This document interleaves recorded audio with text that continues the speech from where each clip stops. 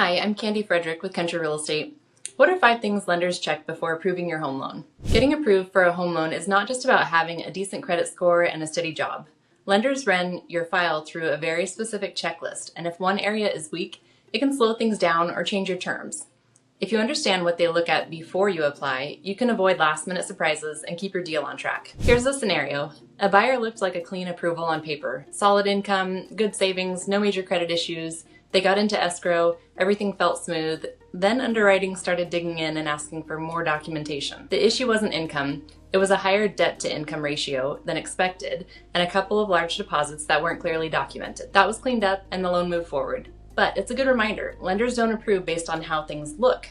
They approve based on documentation, ratios, and risk. Let's look at what that involves. Number 1, credit history and score. Lenders pull your credit and look at more than just the score. They're looking at patterns, your payment history, how much of your credit you're using, and any new accounts. If you open new credit, miss payments, or run balances up during the process, that can raise flags because it changes your risk profile mid-loan. A quick tip, if you're making any large purchases soon, run it by your lender first. They can tell you if it'll affect your loan qualification. Number 2, income stability and qualifying income. Lenders also verify that your income is real, consistent, and likely to continue. If you're a W-2 employee, it's pay stubs and W-2s, usually for at least 2 years. If you're self-employed, it's tax returns and supporting docs, usually from 2 to 5 years. Bottom line, they qualify you on what you can document. A quick tip for the self-employed. If you're planning on buying soon, be careful how aggressive you are with your write-offs in tax season. What you write off lowers your taxable income, but it also lowers the income the lender can use to qualify you. Coordinate this with your lender and your CPA ahead of time if possible. Number 3, debt-to-income ratio, or DTI. Your debt-to-income ratio is one of the biggest approval filters.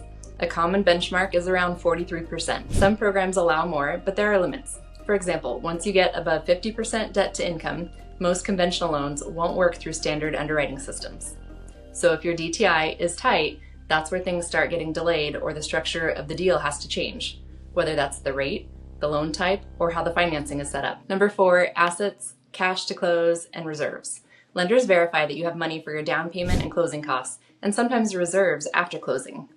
They also look at where the money came from. Large deposits, transfers, or anything unclear usually triggers more questions and more documentation. If the money isn't easy to trace, it slows things down. Number 5, the property and appraisal. Even if you qualify, the property still has to qualify. The appraisal has to support the value and meet the loan requirements. If the appraisal comes in low, the deal changes, whether that's price, loan structure, or both. And it's not just value, condition matters.